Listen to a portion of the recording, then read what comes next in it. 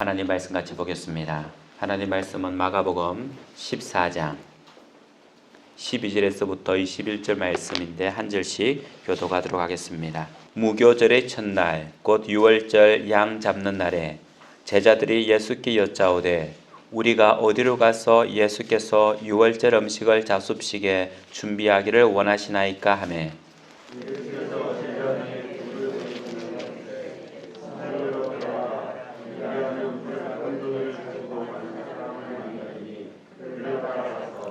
어디든지 그가 들어가는 그 집 주인에게 이르되 선생님의 말씀이 내가 내 제자들과 함께 유월절 음식을 먹을 나의 객실이 어디 있느냐 하시더라 하라.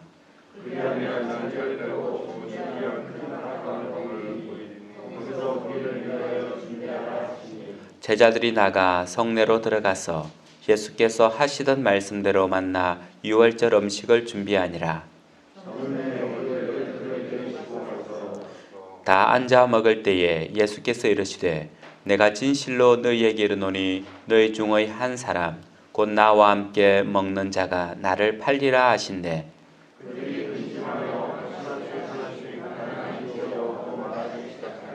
그들에게 이르시되 12 중의 하나 곧 나와 함께 그릇에 손을 넣는 자니라.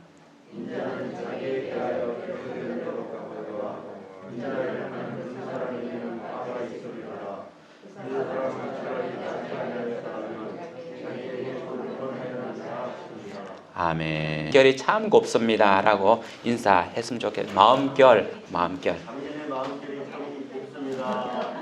예. 그죠. 그 소리 권 집사님이 하는 이야기를 듣기만 해도 기분이 좋잖아요. 기분이 좋잖아요. 그죠. 이런 좋은 말들은 계속해서 하는 게 좋겠다 생각이 들어집니다. 나무에도 결이 있죠. 나무 결을 따라서 대패질을 하는 거예요. 제가 어릴 때 학교에 다닐 때에 마루 걸레질을 하잖아요. 그죠? 그러다가 결을 따라서 걸레질을 할 때가 있고 결을 반대로 할 때가 있는데 결을 따라서 걸레질을 하면 깨끗하고 다치지를 않는데 결을 반대로 하면 다치기도 하고 나무 가시가 손에 박히기도 한 경험이 있습니다. 나무에게도 결이 있고요. 바위에도 결이 있어요. 그래서 돌에도 결이 있는데 이 결 모양이 어떻게 생겼나에 따라서 아주 바위의 값이, 돌멩이의 값이 좌지우지하죠. 산소와 같이 그런 멋있는 나무 결이 막 있으면 몇백만 원 하지만 그런 결이 이쁘지 못하면 또 그렇게 얼마 되지 않습니다. 그래서 수석을 모으는 사람들은 돌의 종류도 중요하지만 결을 따라서 모으기도 하죠. 또 결을 따라서 돌멩이를 깨기도 합니다. 조금 전에 말했던 것처럼 사람들도 마음의 결이 있습니다. 특별히 친구들과 함께 할 때에 이 마음의 결이 어떠냐에 따라서 조금은 느낌이 달라지는데요. 저에게도 친구가 있습니다. 어떤 친구를 만나면 언제 만나든지 기분이 좋고요. 만나서 별 이야기를 하지 않았는데도 불구하고 마음이 따뜻하고 뭔가를 많이 얻은 듯한 느낌으로 집에 돌아옵니다. 언제든지 만나자고 하면 편안한 마음으로 가서 만나기도 하고요. 또 어떤 친구는 만나자라고 전화 약속을 하고 나면 그때부터 굉장히 부담스러워져요. 좀 안 만날 수 있는 방법이 없을까? 라고 하는 생각이 들 만큼이나 그렇게 마음결이 서로 다르기 때문에 피하고 싶어지기도 하는 거죠. 만나서 이야기를 많이 해요. 이야기를 많이 하는데도 서로 이야기의 초점이 맞지를 않아요. 그리고 헤어지고 나면 내가 무슨 이야기를 했나라고 느낄 만큼이나 그렇게 남아있는 이야기도 없습니다. 많은 이야기를 했지만 실제적으로 저에게 남아있는 이야기가 없는 것은 마음결이 서로 다른 친구를 만났을 때에 그런 일이 생기게 되는 거죠. 옛날에 나온 시인데요. 유한진 시인이자 수필가인 그분이 쓴 질환지교를 꿈꾸며라고 하는 시가 있는데 그것을 저도 대학교 때 적어놓고는 이런 친구를 만났으면 좋겠다. 이런 친구가 저에게도 한두 명 있었으면 좋겠다라고 하는 그런 생각을 하면서 적어놓은 시기가 있습니다. 한번 여러분들도 잘 아실 시기인데 한번 들어보시기 바랍니다. 질환지교를 꿈꾸며 저녁을 먹고 나면 허물 없이 찾아가 차 한 잔을 마시고 말할 수 있는 친구가 있었으면 좋겠다. 입은 옷을 갈아입지 않고 김치 냄새가 좀 나더라도 흉보지 않을 친구가 우리 집 가까이에 있었으면 좋겠다. 비 오는 오후나 눈 내리는 밤에도 고무신을 끌고 찾아가도 좋은 친구. 밤늦도록 공허한 마음도 마음 놓고 보일 수 있고 악의 없이 남의 얘기를 주고받고 나서도 말이 날까 걱정되지 않는 친구가 있었으면 좋겠다. 이게 바로 질환지교를 질환지교라고 하는 것은 지초와 난초가 같은 그런 아름다운 향기, 좋은 향기를 품어낼 수 있는 그런 좋은 고상한 친구를 이야기하는 건데요. 여러분에게는 이런 질환지교 만났을 때마다 편안하게 이야기를 하고 언제든지 이야기할 수 있고 무엇이든지 말할 수 있는 그런 친구가 있습니까? 우리에게는 이런 친구가 있습니다. 언제 만나도 좋은 친구, 언제나 만날 수 있는 친구, 만나서 무슨 이야기를 다 할 수 있는 친구, 그리고 그것이 말이 날까 두려워하지 않는 친구. 그 친구가 누구십니까? 그 친구가 바로 우리 예수님이죠. 예수님은 우리가 언제든지 만날 수 있는 분입니다. 어떤 모습, 어떤 차림으로도 만날 수 있는 분이에요. 물론 우리가 주일 예배 나올 때에는 이렇게 깔끔한 옷을 입고 나옵니다. 근데 저 혼자 이제 교회에 와서 기도할 때나 또 올 때는 뭐 잠바를 걸치기도 하고 체육복을 입기도 하고 슬리퍼를 끌고 오기도 하고 와요. 이렇게 주님 앞에 나올 때에 체육복 입고 왔다고 또 슬리퍼를 끌고 왔다고 해서 그렇게 남으라는 분이 아니고 언제든지 만날 수 있는 분이고 우리 마음 깊은 부분까지 다 이해하시며 들으시는 가장 좋은 친구가 바로 예수님이십니다. 곧 우리의 마음결과 예수님의 마음결이 가장 잘 맞다는 거예요. 여러분은 이것에 동의하십니까? 여러분의 마음결과 예수님의 마음결이 일치하고 함께 가고 있는 것에 대해서 동의하십니까? 예수님이 친구는 맞는 것 같은데 마음결이 맞는다고 하는 것은 좀 뭔가 안 맞는다라고 하는 그런 마음이 드시지는 않습니까? 우리는 예수님의 마음결과 우리의 마음결이 일치되도록 해야 되는 겁니다. 오늘 말씀은요, 예수님께서 십자가에 달리시는 날, 우리 시간으로는 전날입니다. 그런데 실제적으로 유대인의 시간은 예수님께서 십자가에 달리시는 그 날의 말씀입니다. 그래서 마가복음 14장 12절에 이렇게 기록하고 있죠. 시작하고 있습니다.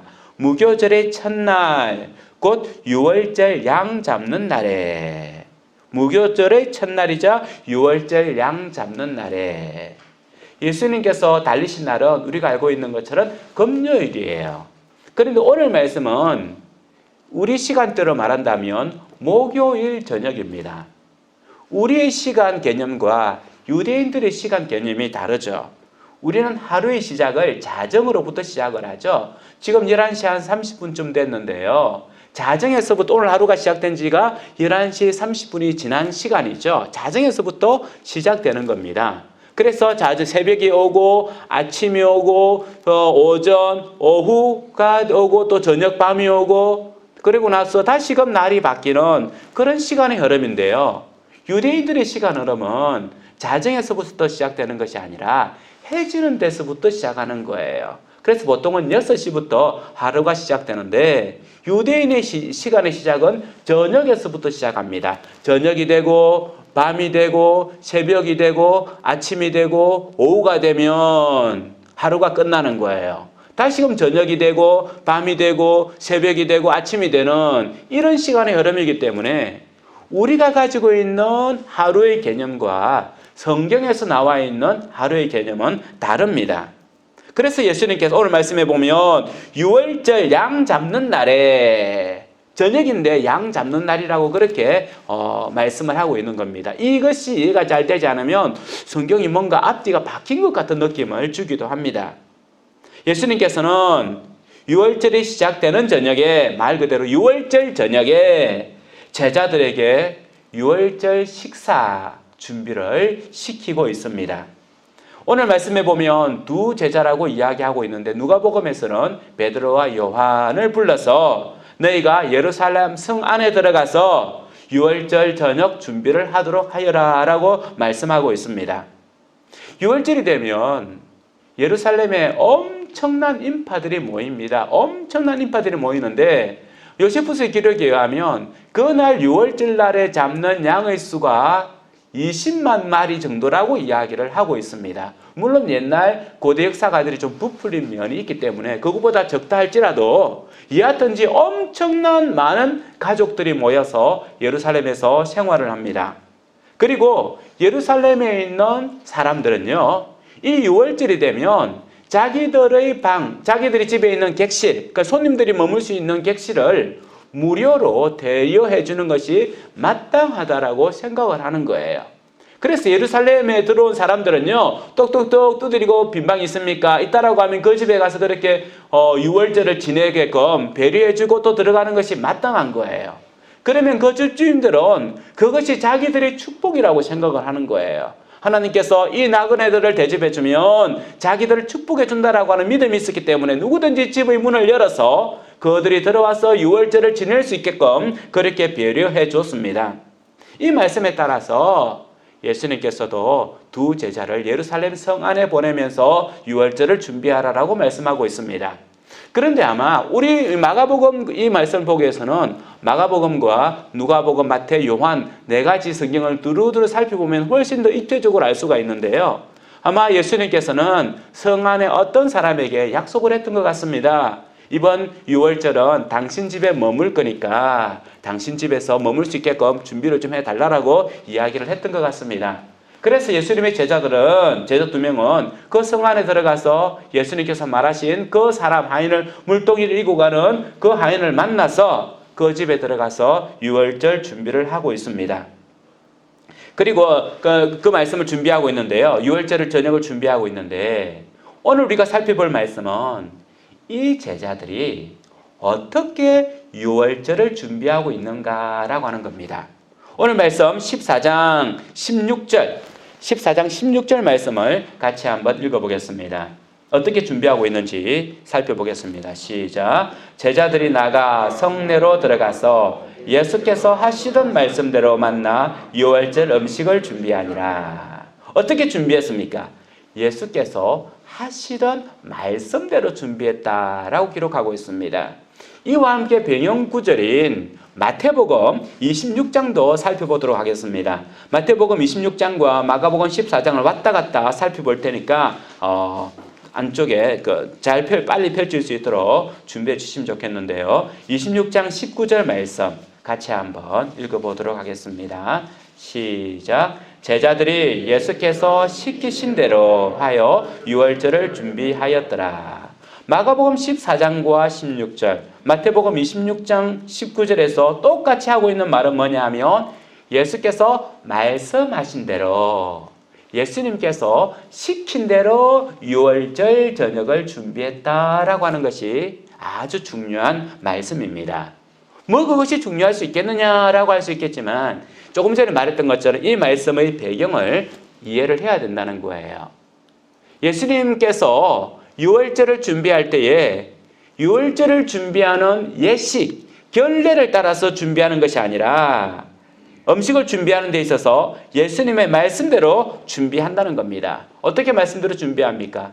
베드로와 요한이 성 안에 들어가서 물동이를 이고 가고 있는 하인을 만나고, 이 물동이를 사실 이고 가는 사람들 대부분 누구냐 하면요, 여자들이 물동이를 이고 가요. 우리나라도 물동이는 누가 이고 갑니까? 여자들이 물동이를 이고 가고, 남자들은 물동이를 어떻게 합니까? 보통은 찌고 가죠. 그런데 우리 성경에 보면, 앞에 성경에 보면 남자가 물동이를 이고 가고 있어요. 이건 아마 약속된 그런 사람을 찾으라라고 하는, 그런 남자가 물동이를 이고 가면 눈에 번쩍 띄잖아요. 그죠? 이렇게 해서 아마 약속된 사인이었던 것 같습니다. 그 사람을 따라서 집에 들어가고 그 주인에게 이야기를 하는 거죠. 우리 주인님이, 우리 주께서 오늘 당신의 집에서 유월절을 준비하라고 하셨습니다 라고 하니까 이미 준비되어진 다락방을 내줍니다. 이 집이 누구의 집이냐라고 하는 것은 성경에는 명확하게 나와 있지 않지만 나중에 예수님께서 붙잡혀서 갈 때에 헛옷을 입은 헛배옷을 입은 사람이 쫓아나와 가지고는 예수님을 뒤따르다가 군사들이 그 사람을 붙잡으니까 입고 있던 이 이불을 벗어버리고 도망간 사람이 있죠. 그 사람이 바로 이 성경을 기록한 마가입니다. 그래서 이것과 또 다른 증거들을 보면서 아마 예수님께서 머물렀던 장소가 마가의 다락방이었을 것이다 라고 추측을 해요. 그리고 사도행전에서 120명의 사람들이 모여서 기도한 곳도 어디냐 하면 이 마가의 다락방이었죠. 그렇기 때문에 마가의 다락방은 엄청 컸습니다. 엄청 큰 다락방을 가졌기 때문에 마가의 집은 굉장히 부유한 집이었다는 것을 알 수가 있어요. 저 성경에서는 정확하게 기록되어 있지 않지만 성경을 이곳저곳을 살펴보면 아마 마가의 다락방에서 유월절을 준비했을 것이다 라고 추측을 할 수가 있습니다. 그 집에 들어가서는 넓은 다락방이 준비되어 있는 것을 확인을 합니다. 그리고 나서 중요한 것은 유월절 만찬을 준비합니다. 유월절 만찬을 준비합니다. 유월절 만찬이라고 하는 것은 유월절을 보내는 데 이스라엘 백성들에 있어서는 굉장히 중요한 예식이죠. 그들은요, 이 유월절 만찬은 이스라엘 백성들이 애굽 땅에서 탈출해 나올 때에 먹었던 마지막 음식인 거예요. 이 음식을 통하여 하나님께서 그들에게 어떤 은혜를 주셨고 어떻게 자유함을 누렸고 어떻게 생활해야 되는지에 대해서 바로 이 음식의 모든 것을 함축하고 있습니다. 그래서 이들은요, 하나님께서 명령하신 대로 무교병, 그리고 곧 누룩이 들어가지 않은 빵을 먹는 거죠. 딱딱한 빵입니다. 왜 딱딱한 이 빵을 먹느냐 하면 급하다는 거예요. 애굽을 나올 때에 그러니까 빵을 부풀이 누룩이 들어가서 만들어질 만큼이나 시간적 여유가 없이 급하게 나가야 되기 때문에 무교병을 먹는데 이스라엘 백성들은 이 무교병을 준비하는 데 있어서 얼마나 철저했냐 하면 저번에 말씀을 드린 것처럼 일주일 동안 집안 청소를 한다라고 했죠. 그리고 지금도 이 6월절이 되면 일주일 동안의 휴가를 가지고는 집에 들어가서 집 구석구석에 있는 모든 곰팡이를 다 닦아내고 치우는 거예요. 혹시나 자기들이 빵을 만들 때에 내가 알지 못하는 곰팡이들이 균이 들어가 가지고는 무교병이 아니라 유교병이 될 것을 막기 위해서 그렇게 철저하게 이 빵을 만드는 거예요. 무교병을 만드는 겁니다. 그리고 그들이 먹는 것은 가장 핵심인 어린 양의 고기를 먹는 거죠. 어린 양의 고기를 먹는데 이 어린 양을 잡고 난 피를 문지방에 바름을 통해서 하나님께서 이 집에 피 흘린 자가 있으니 지나가라라고 하는 죄 씻음을 받았다라고 하는 증표이기 때문에 어린 양의 고기를 먹는 것이 가장 중요해요. 실제로는 그날에 먹는 것 중에서 어린 양의 고기가 가장 중요합니다. 그리고 먹는 게 뭐냐면 썬 나물. 애굽에서 그들이 가졌던 고통을 잊지 말기 위해서 썬 나물을 먹어요. 그러고 나서 이제 그들은 소스를 먹는데요. 빵을 찍어 먹는, 무교병을 찍어 먹는 소스를 먹는데 이 소스는 대부분 과일이나 견과류 종류를 빻아가지고는 달게 만들었어요. 여러분, 우리가 집에서 보통 이것도 였고 저것도 였고 막 믹서 해가지고는 막 갈면은 대부분 어떤 색깔이 됩니까? 갈색, 짙은 갈색이 되지 않습니까? 이렇게 만드는 이유는 이스라엘 백성들이 광야에서 구웠던 백도를 기억하기 위해서 흑색의 그것을 기억하기 위해서 그렇게 소스를 만들어서는 이스라엘 백성들이 애굽에서 자기들이 겪었던 그 고통을 잊지 말자라고 하는 것으로서 가지게 되는 거예요. 마지막으로 그들이 마시는 게 뭐냐면 포도주입니다. 이것은 기쁨, 해방, 즐거움을 나타내기 위해서 포도주를 마시는 거예요. 그래서 6월절 만찬이 되기 위해서는 반드시 있어야 되는 게 무교병, 누룩이 들어가지 않은 것, 그리고 어린 양의 고기, 그리고 소스, 포도주, 그리고 썬나물. 이것이 필수적인 거예요. 그렇게 하기 위해서는 언제 이 6월절 만찬이 준비되겠습니까? 언제 이것을 먹겠습니까? 생각을 해보면 우리는 그냥 성경을 그냥 읽어오는데 이 음식을 언제 먹어야 되냐 하면 양을 잡은 다음에 먹어야 돼요. 그렇죠?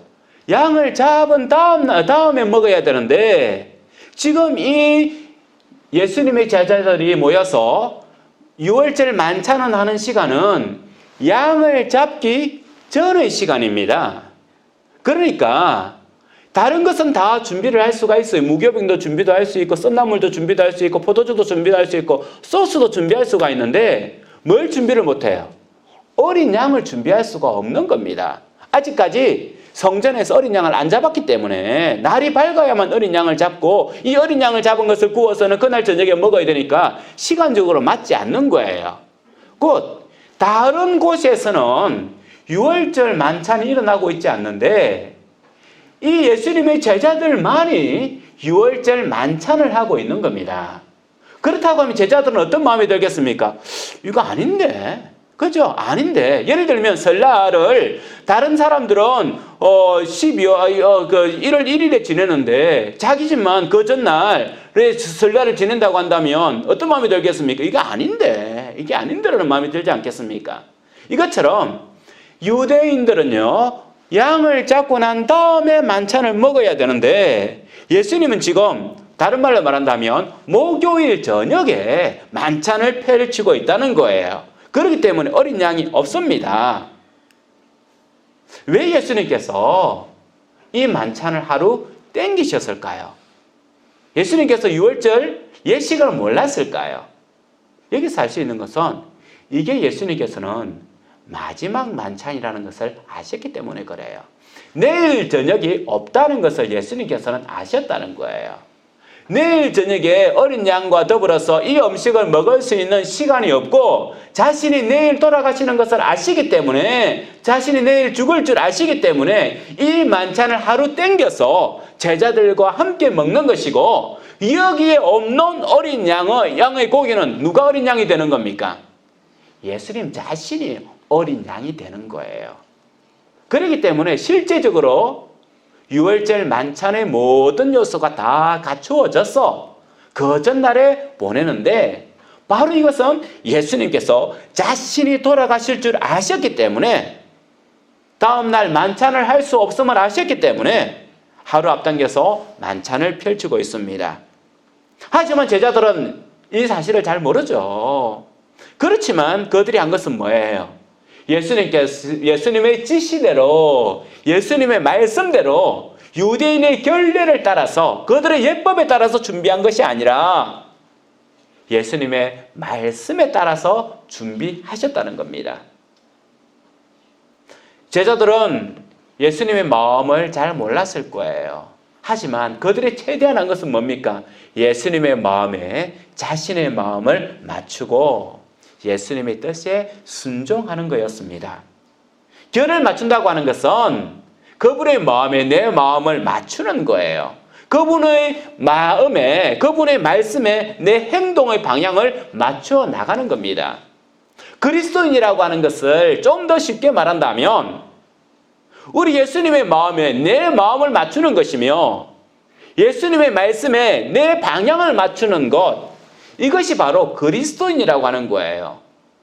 나의 생각, 나의 감정, 내 뜻에 맞추는 것이 아니라 그분의 말씀과 그분의 마음에 나 이것을 맞추어가는 것, 마음결을 맞추어가는 것, 이것이 바로 그리스도인들입니다. 고린도전서 1장 24절과 25절에 이렇게 기록하고 있습니다. 오직 부르심을 받은 자들에게는 유대인이나 헬라인이나 그리스도는 하나님의 능력이요 하나님의 지혜니라. 하나님의 어리석음이 사람보다 지혜롭고 하나님의 약하심이 사람보다 강하니라. 우리 주님께서는 우주를 만드셨고 우주의 질서를 다스리시는 분입니다. 우리 주님께서는 시간을 만드셨고 공간을 만드셨으며 시간에 잡혀 있는 분이 아니고 공간에 잡혀 있는 분이 아니라 초월하시는 분입니다. 우리는 주님께서 만드신 피조물입니다. 주님께서 만드신 우주 질서 가운데 살아가는 피조물입니다. 주님께서 만드신 시간의 제약을 받으며 공간의 제약을 받습니다. 하기 때문에 우리는 한 시간 후의 일을 알지 못하고 저 먼 곳에서 일어나는 일도 알지를 못하는 거예요. 시간적, 공간적 제약을 받으며 내일의 일을 알지 못하는 한정적 삶을 살아가는 우리의 모습입니다. 그런데 주님께서는 조금 전에 말씀드린 것처럼 우주를 창조하시고 다스리시고 초월하시는 분이십니다. 하기에 누구의 마음결에 맞추는 것이 우리 인생에 있어서 승리 인생이 되겠으며 복된 인생이 되겠습니까? 한정적인 삶을 살아가는 우리의 지혜에 우리의 마음을 맞추는 것이 맞겠습니까? 아니면 우주를 초월하신 그 놀라운 지혜 가운데 계신 그 주님의 지혜에 맞추는 것이 우리의 삶이 복되겠습니까? 우리의 마음, 우리의 지혜를 주님의 마음과 주님의 지혜에 맞추어 행동할 때에 우리의 삶이 참으로 복되는 줄 믿습니다. 예수님은 그러면 어떻게 누구의 마음결에 맞추었을까요? 마가복음 14장 21절 말씀, 예수님이 누구의 마음결에 그 결을 맞추었는지 나와 있습니다. 21절 말씀입니다. 같이 한번 읽어보겠습니다. 시작. 인자는 자기에 대하여 기록된 대로 가거니와 인자를 파는 그 사람에게는 화가 있으리로다. 그 사람은 차라리 나지 아니하였더라면 자기에게 좋을 뻔하였느니라 하시니라. 인자는 자기에 대하여 기록된 대로 가거니와, 여기서 인자는 바로 예수님을 말씀하고 있는 거죠. 예수님께서 가실 건데 말씀하시는 대로 기록된 대로 떠난다라고 말씀하고 있습니다. 그런데 이 간다라고 하는 의미에 있어서 우리 성경에서는 표현되지 않는데 원어에 있어서는 이 간다라고 하는 것이 억지로 끌려가는 의미가 아니라는 거예요.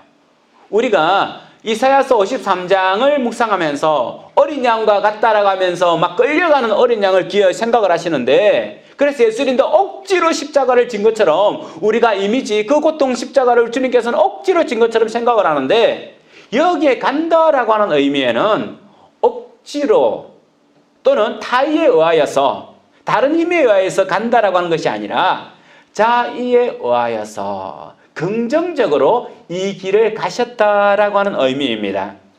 곧 예수님께서 십자가에 달린 사건은요, 예수님께서 억지로 달리신 것이 아니라 자기가 충분히 동의했고 자의적이고 적극적으로 이 일들이 일어나게 하셨다는 겁니다. 어떤 신학자는 예수님께서 십자가에 못 박혀 돌아가신 것을 실패한 그리스도다라고 이야기를 하고 있습니다. 왜 예수님께서 힘이 있는 하나님의 아들이라고 한다면, 하나님께서 하나님이 주시는 그 능력을 가지고 있는 사람이라고 한다면 왜 유대인들이 자기를 못 박을 때에 거기서 내려오지 못하고 그들을 이기지 못했는가? 정치적 실패자가 아닌가라고 어떤 사람들은 이야기를 해요.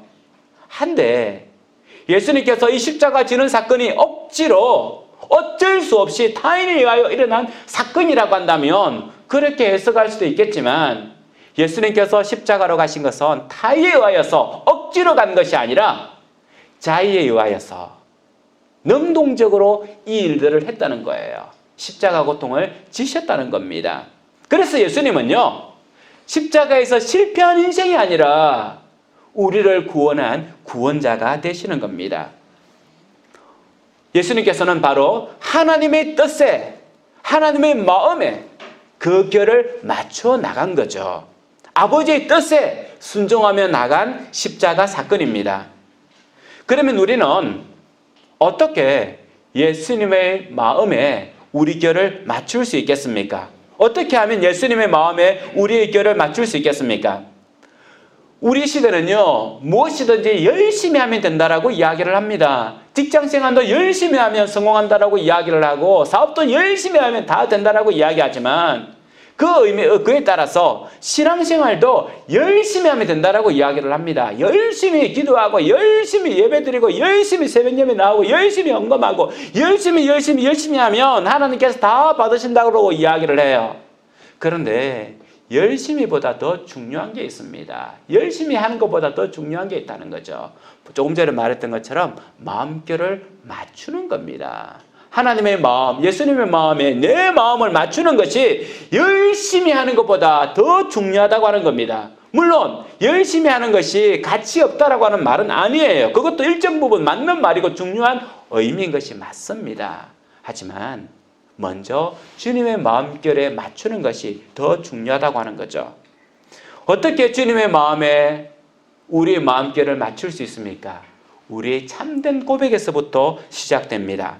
조금 전에 읽어본 말씀인데요. 마가복음 14장 19절 말씀 다시 한 번 더 찾아서 읽어보겠습니다.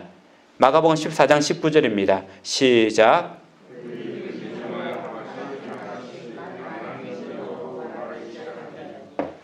예, 이 말씀과 동일한 말씀이 마태복음 26장 22절 말씀입니다. 찾아서 다시 한 번 더 읽어보겠습니다. 마태복음 26장 22절입니다. 같이 읽어볼까요? 시작.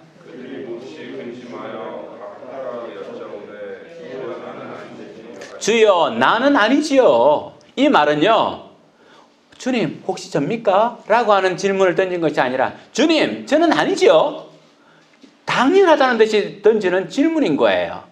저녁이 되어서 이제 제자들이 베드로와 요한이 유월절 식탁을 준비해 놓고 나니까 예수님과 제자들이 저녁이 되어서 들어옵니다. 저녁이 되어서 왔죠. 보통은 언제부터 식사를 하냐 하면 만찬이 한 8시에서부터 9시부터 시작돼요. 그리고 나서는 밤 12시까지 그렇게 유월절 만찬이 되는데 한 3시간에서 4시간 정도 되는데 그 시간쯤 돼서 이제 좀 마련되니까 준비한 시간이 한 2시간 정도 되고 예수님과 제자들이 찾아왔습니다. 그러면서 이제 식사를 하는 중에 예수님께서 먹을 때 뭐라고 이야기하냐면 내가 진실로 너에게 이르노니 진실로 분명히 확실하게 틀림없이 너에게 이르노니 너희 중에 한 사람이 나를 팔 것이다. 나를 넘길 것이다. 나를 배신할 것이다 라고 하는 말이에요. 나를 팔 것이다 라고 하니까 제자들이 밥을 먹다가 깜짝 놀라면서 근심하여 이르되 22절에 뭐라고 하냐면 마태복음 22절에 주여 나는 아니지요. 주여 나는 아니지요 라고 베드로도 그렇게 물어보고 요한도 물어보고 마태도 물어보고 이렇게 한 명씩 다 물어본다는 거예요. 그때 예수님께서 뭐라고 하냐면 나와 함께 그릇에 손을 넣는 자가 그다라고 하는 거예요. 그러고 나니까 유다도 질문합니다. 24절 말씀 마태복음 26장 24절 말씀 같이 한번 읽어볼까요?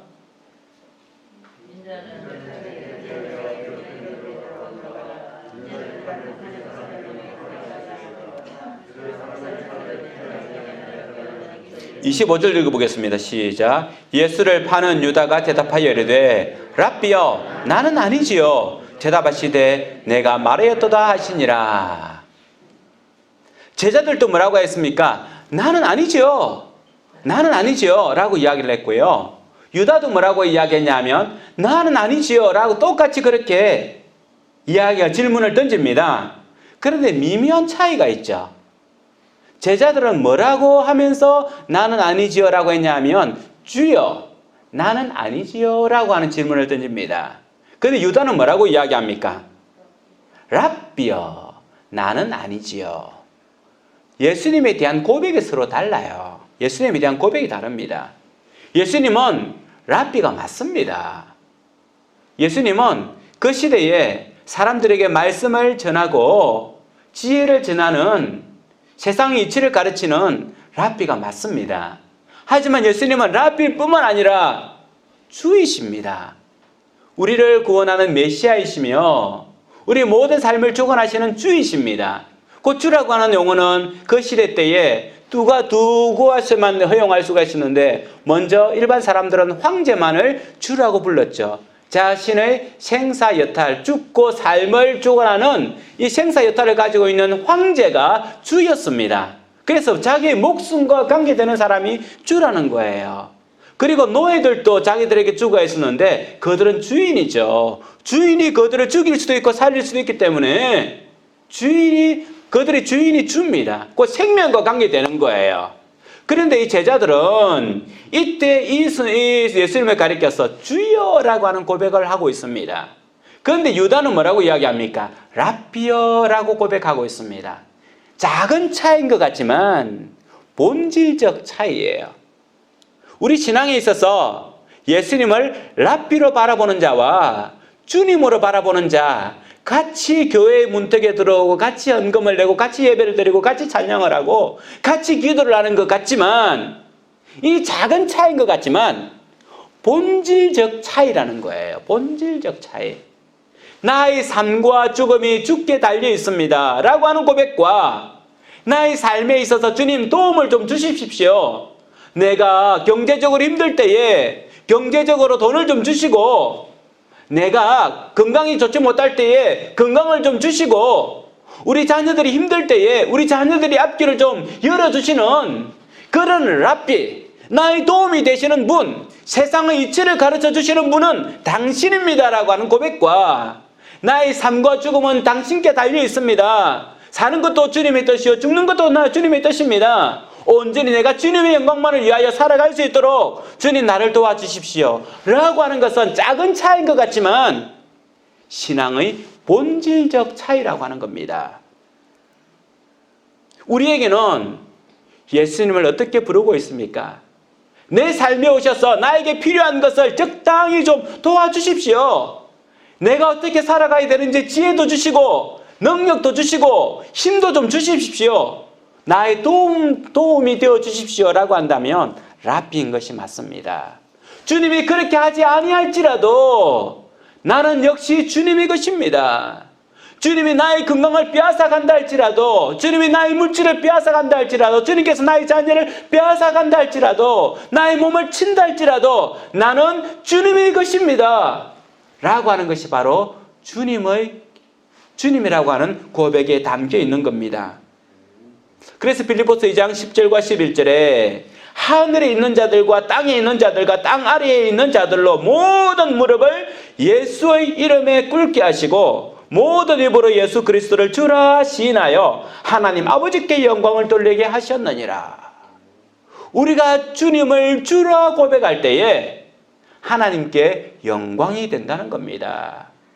우리가 고통 가운데에, 병 가운데에, 앞이 캄캄한 가운데에, 우리를 자질하고 넘어지게 하는 것 가운데에 그럼에도 불구하고 주님은 주님이십니다 라고 고백할 때에 주님이 영광을 받으신다는 거예요. 받으신다는 겁니다. 사랑하는 성도 여러분, 우리는 예수님을 주님으로 받아들입니까? 아니면 내 삶의 도움 정도로 생각하는 랍비로 받아들입니까? 마지막으로 오늘 말씀 가운데 20절 말씀을 살펴보도록 하겠습니다. 14장 20절입니다. 같이 읽어보겠습니다. 시작. 그들에게 이르시되 12 중의 하나 곧 나와 함께 그릇에 손을 넣는 자니라. 이게 제자들이 누굽니까? 나는 아니지요. 나는 배신자가 아니지요. 나는 예수님을 파는 자가 아니지요 라고 할 때 예수님께서 하신 말씀은 뭐냐면 나와 함께 그릇에 손을 넣는 자다라고 하는 거예요. 우리는 생각하면 유다가 손을 넣었겠지라고 생각을 할 수 있겠는데요.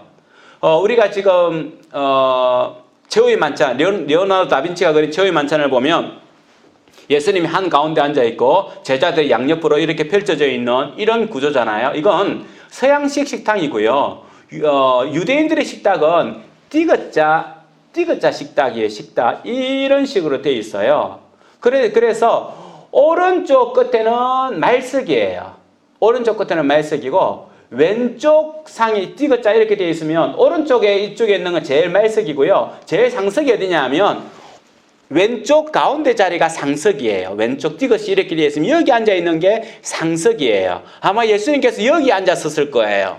그리고 제자들이 이렇게 쭉 둘러 앉았어요. 둘러 앉은 게 아니라 사실은 둘러 누운 거죠. 둘러 누운 겁니다. 그러니까 예수님이 이렇게 눕는 거예요.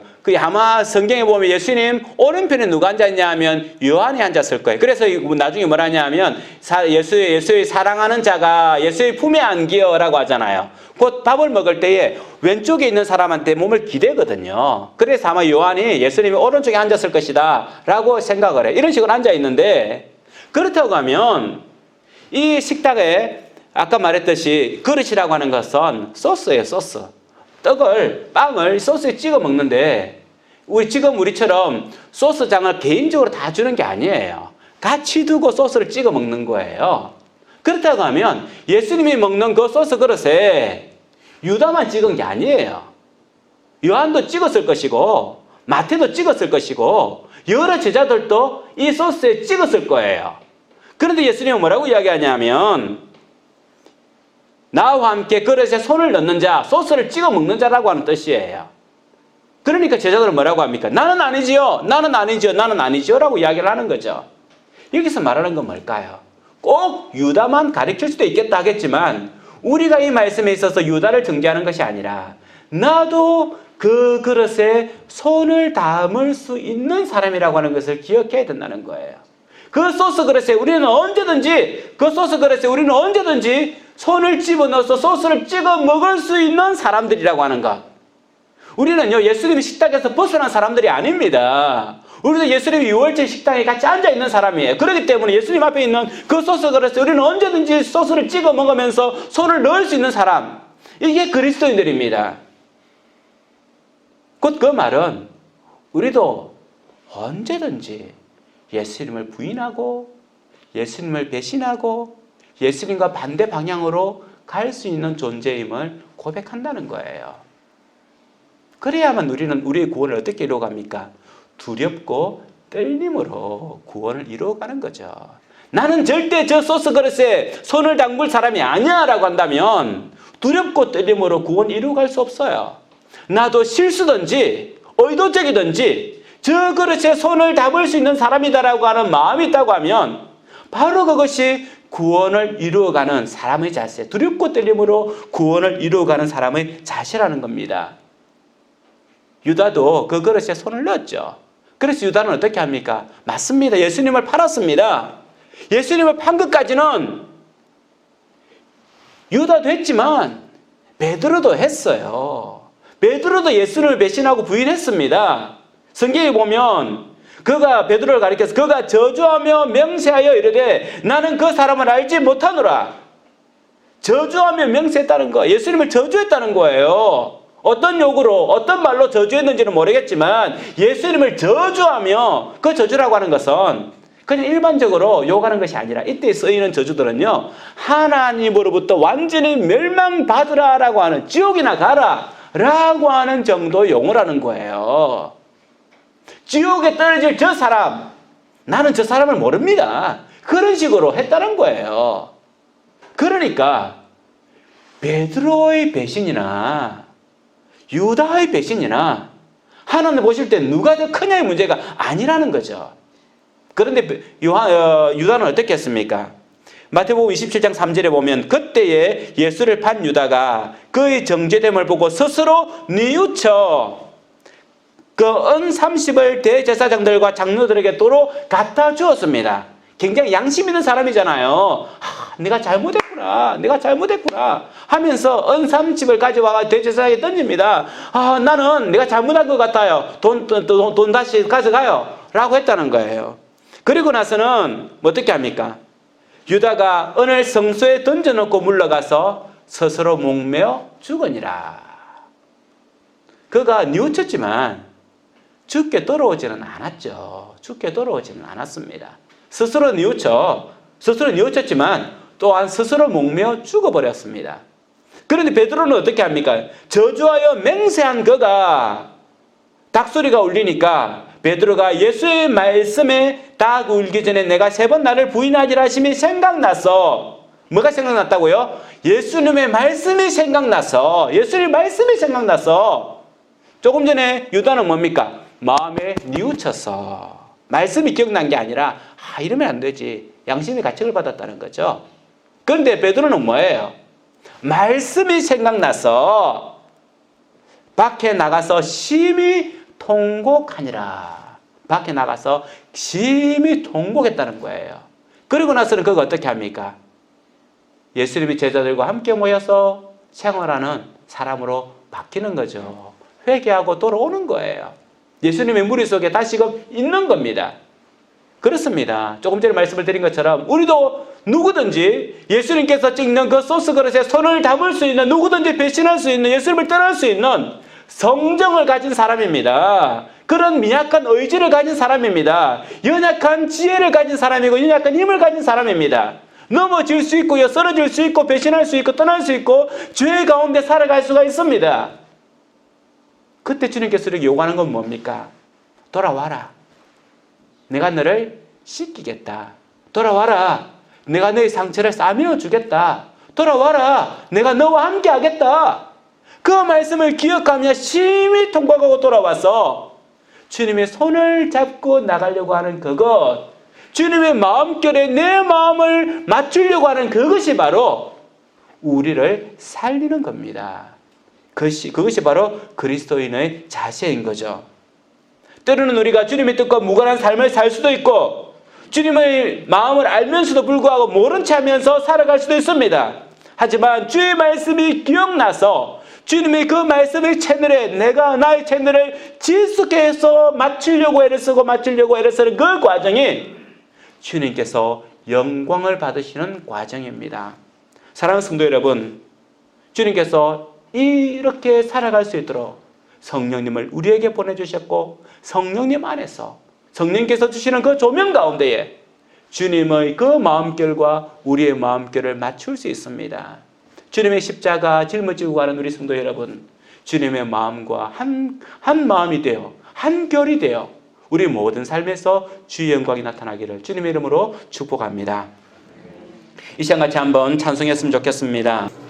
아버지, 당신의 마음이 있는 곳에 나의 마음이 있기를 원해요. 아버지, 당신의 눈물이 고인 곳에 나의 눈물이 고이기를 원해요. 아버지, 당신이 바라보는 영혼에게 나의 두 눈이 향하기를 원해요. 같이 찬송하겠습니다.